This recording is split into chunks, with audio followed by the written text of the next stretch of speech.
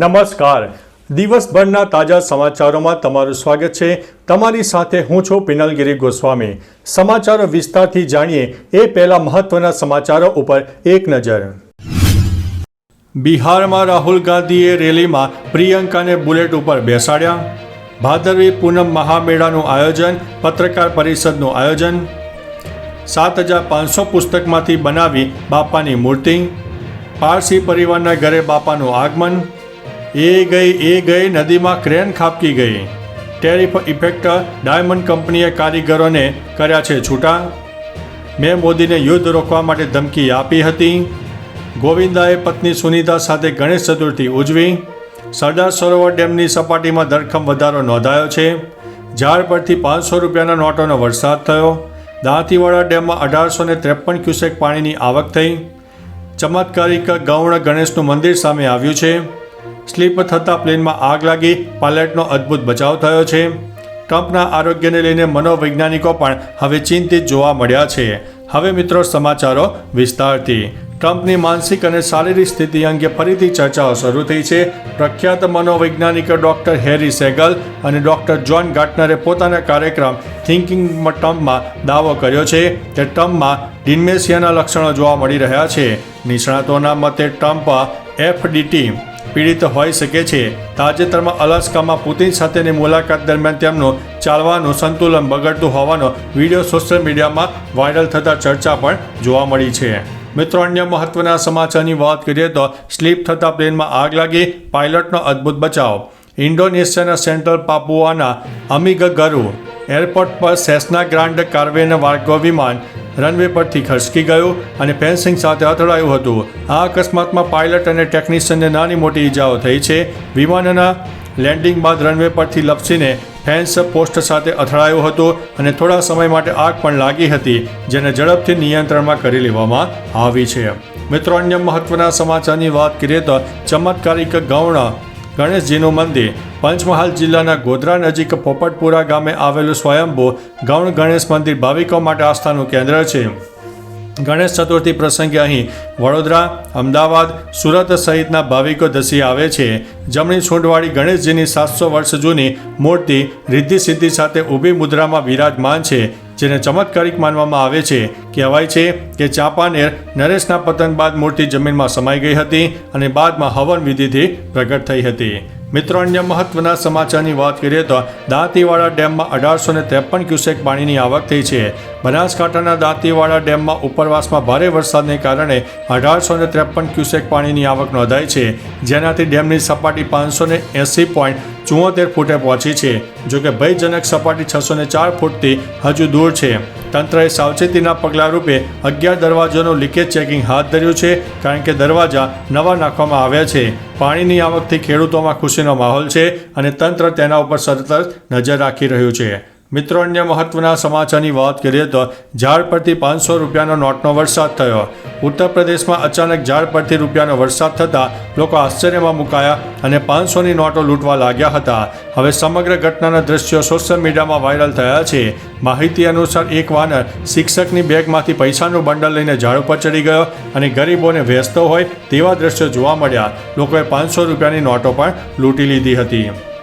મિત્રો, અન્ય મહત્વના સમાચારની વાત કરીએ તો સરદાર સરોવર ડેમની સપાટીમાં ધરખમ વધારો નોંધાયો. નર્મદામાં સરદાર સરોવર ડેમની સપાટીમાં નોંધપાત્ર વધારો થયો છે. હાલમાં ડેમની સપાટી 135.46 મીટરે પહોંચી છે, જેમાં છેલ્લા 24 કલાકમાં 77 સેન્ટીમીટરની વૃદ્ધિ થઈ છે. આ સિઝનમાં પ્રથમવાર ડેમની 135 મીટરની સપાટી પાર કરી ગઈ છે. ઉપરવાસમાંથી 1 લાખથી વધુ ક્યુસેક પાણીની આવક અને નર્મદા નદીમાં પણ 44,000થી વધુ ક્યુસેક પાણીની આવક થઈ રહી છે. ઉપરાંત પરમ દિવસે ડેમના દરવાજા ખોલવાના નિર્ણય પર પણ શક્યતા હતી. મિત્રો, અન્ય મહત્વના સમાચારની વાત કરીએ તો ગોવિંદાએ પત્ની સુનીતા સાથે ગણેશ ચતુર્થી ઉજવી. બોલિવૂડ અભિનેતા ગોવિંદા અને સુનીતા આહુજા ગણેશ ચતુર્થીના શુભ અવસર પર ફરી એકવાર સાથે જોવા મળ્યા છે. છૂટાછેડાના અફવાના સમાચાર વચ્ચે આ દંપતી સાથે મળીને ગણપતિ બાપાનું સ્વાગત કર્યું અને પાપા રાજ્યોને મીઠાઈઓ પણ વહેંચી. ગોવિંદા અને સુનીતાએ સાથે મળીને ગણેશ ચતુર્થીની ઉજવણી કરી. બંને સાથે મળીને ગણપતિ બાપાનું સ્વાગત કર્યું હતું. મિત્રો, અન્ય મહત્વના સમાચારની વાત કરીએ તો ડોનાલ્ડ ટ્રમ્પે ફરીથી દાવો કર્યો છે કે તેમણે 2025માં ભારત પાકિસ્તાન વચ્ચેના તણાવને ઘટાડીને પરમાણુ યુદ્ધ અટકાવ્યું હતું. વ્હાઇટ હાઉસની કેબિનેટ બેઠકમાં તેમણે જણાવ્યું કે તેમણે ભારત પર ભારે ટેરિફ લાદવાની ધમકી આપી હતી. આ પછી અમેરિકાએ ભારત પર 25% વધારાનો ટેરિફ લાદ્યો, જે ગઈકાલથી અમલમાં આવી ગયો છે. અગાઉ ટ્રમ્પે જુલાઈમાં ભારત પર 25% ટેરિફ લાદ્યો હતો. હવે ભારત પર કુલ 50% ટેરિફ લાદી દેવામાં આવ્યો છે. મિત્રો, અન્ય મહત્વના સમાચારની વાત કરીએ તો ટેરિફ પર ઇફેક્ટ. ડાયમંડ કંપનીએ કારીગરોને કર્યા છૂટા. સુરતમાં ડાયમંડ ઉદ્યોગ પર 50% ટેરિફની અસર દેખાવા લાગી છે. કતારગામ સ્થિત ક્રિસડિયામાં ડાયમંડ જેમ્સે કારીગરોને અચાનક છૂટા કર્યા છે. 3 દિવસથી જુદા જુદા ડિપાર્ટમેન્ટમાં કારીગરોને હટાવવામાં આવ્યા હતા, જેમાં કુલ મળીને 100 જેટલા કારીગરોને છૂટા કરી દેવામાં આવ્યા છે. ક્રિસડિયા મુખ્યત્વે વિદેશી વેપારીઓનું જોબ વર્ક કરતી કંપની છે. અમેરિકન ટેરિફથી અમલવારીથી આ ઉદ્યોગમાં સંકટ ઊભું થયું છે. મિત્રો, અન્ય મહત્વના સમાચારની વાત કરીએ તો સોશિયલ મીડિયામાં પ્રયાગરાજના બ્રિજ નિર્માણનો એક વિડીયો વાયરલ થયો, જેમાં ક્રેન નદીમાં ખાબકતી હોય તેવા લાઈવ દ્રશ્યો કેમેરામાં કેદ થયા. સમગ્ર ઘટનાનો વિડીયો વાયરલ થયો છે. વિડીયોમાં જોઈ શકાય છે કે એક મહાકાય ક્રેન તેના પર રાખેલા બ્રિજના એક ભાગને આગળ લઈ જવાનું કામ કરી રહી છે. તે સમયે અચાનક ક્રેનનો એક ભાગ નમી જતા ક્રેન નદીમાં ખાબકી ગઈ હતી. સદનસીબે આ ઘટનામાં કોઈ જાનહાનિ થઈ નથી.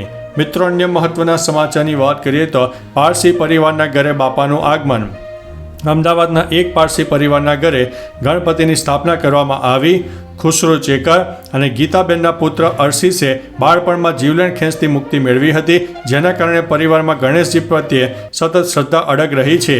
હવે તે 22 વર્ષનો થઈ ગયો છે અને આ વર્ષે તેમના ઘરે ફરીથી 1.5 દિવસ માટે ગણપતિની સ્થાપના કરવામાં આવી છે. આ ઘટના શ્રદ્ધા અને ધાર્મિક સહિષ્ણુતાના ઉજ્જવળ પ્રતિબિંબ દર્શાવે છે, જ્યાં પારસી અને હિન્દુ સંસ્કૃતિઓનો સંગમ થતો જોવા મળે છે. મિત્રો, અન્ય મહત્વના સમાચારની વાત કરીએ તો 7500 પુસ્તકોમાંથી બનાવ્યા છે ગણપતિ બાપાની મૂર્તિ. ગણેશ ચતુર્થીને લઈને આખા દેશમાં ભક્તિનો માહોલ હતો. બાપાના આગમનને લઈને ભક્તોમાં ભારે ઉત્સાહ જોવા મળ્યો. તેવામાં હવે ચેન્નઈમાં બાપાની એક અદ્ભુત મૂર્તિ બનાવવામાં આવી હોવાના સમાચાર છે, જેમાં 7500 પુસ્તકોનો ઉપયોગ કરીને બાપાની મૂર્તિના રૂપમાં ગોઠવીને બાપાની અદ્ભુત રચના તૈયાર કરવામાં આવી. હવે તેનો વિડીયો સોશિયલ મીડિયામાં વાયરલ થઈ રહ્યો છે. ઇકો ફ્રેન્ડલી ગણપતિના દર્શન કરવા ભક્તોની ભારે ભીડ ઉમટી રહી છે. મિત્રો, અન્ય મહત્વના સમાચારની વાત કરીએ તો ભાદરવી પૂનમ મહામેળો પત્રકાર પરિષદનું આયોજન. અંબાજી ખાતે 2025ના ભાદરવી પૂનમ મહામેળા અંગે જિલ્લા કલેક્ટર મિહિર પટેલની અધ્યક્ષતામાં પત્રકાર પરિષદનું આયોજન કરવામાં આવ્યું. કલેક્ટરે જણાવ્યું કે શ્રદ્ધાળુઓની સુરક્ષા અને સુવિધા માટે સર્વત્ર તૈયારીઓ પૂર્ણ થઈ ગઈ છે. પોલીસ અધિક્ષક પ્રશાંત સુંબે કહ્યું છે કે પોલીસ ફોર્સ તરીકે નહીં પરંતુ ફેસિલિટેશન તરીકે કામગીરી કરશે. મેળામાં ભીડ વ્યવસ્થાપન, ટ્રાફિક નિયંત્રણ અને તંત્રની સમન્વિત કામગીરી અંગે વિગતો આપવામાં આવી છે. મિત્રો, અન્ય મહત્વના સમાચારની વાત કરીએ તો રાહુલ ગાંધીએ રેલીમાં પ્રિયંકાને બુલેટ ઉપર બેસાડ્યા. બિહારમાં રાહુલ ગાંધીની વોટર અધિકાર યાત્રા ચાલુ છે. યાત્રાના 11મા દિવસે રાહુલ ગાંધી પોતાની બહેન પ્રિયંકા ગાંધીને બુલેટ ઉપર બેસાડીને દરભંગાથી મુઝફ્ફરપુર પહોંચ્યા હતા. આ દરમિયાન મોટી સંખ્યામાં કાર્યકર્તાઓ અને લોકોની ભીડ ઉમટી પડી. બપોરના ભોજન બાદ અહીંથી ફરીથી યાત્રા શરૂ થઈ, જેમાં તામિલનાડુના મુખ્યમંત્રી M.K. સ્ટાલિન પણ જોડાવાના હતા. તો ચાલો મિત્રો, ફરીથી દેશ અને દુનિયાના સુપરફાસ્ટ સમાચાર લઈને મળતા રહીશો. ત્યાં સુધી અમને રજા આપશો. નમસ્તે.